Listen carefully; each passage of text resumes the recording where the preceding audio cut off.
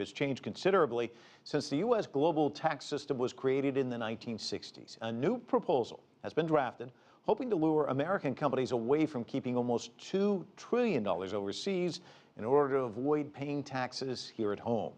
Rachelle Akuffo explains. The U.S. has one of the highest statutory corporate tax rates in the world.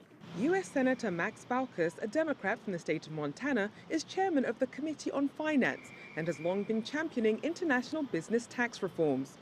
On Tuesday, he unveiled his draft proposal for reforms in the U.S., hoping to change tax rules that he says address a world that no longer exists. And last year, at a bipartisan policy keynote address, he echoed the same sentiments. Since the last major tax reform in 1986, the world has changed drastically. Our tax code hasn't kept up. Baucus says this is part of the reason the U.S. is losing its competitive edge.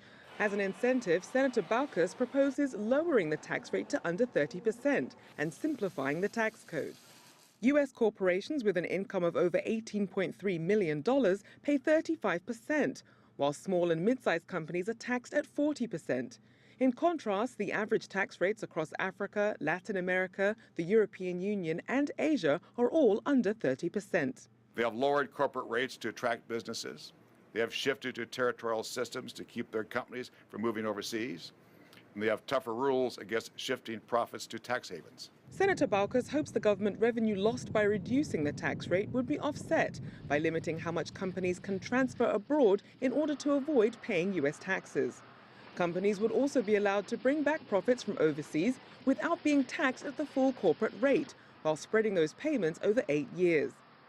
The proposal has a long way to go before becoming legislation, and the ranking Republican on the committee, Senator Orrin Hatch of Utah, has already expressed his doubts.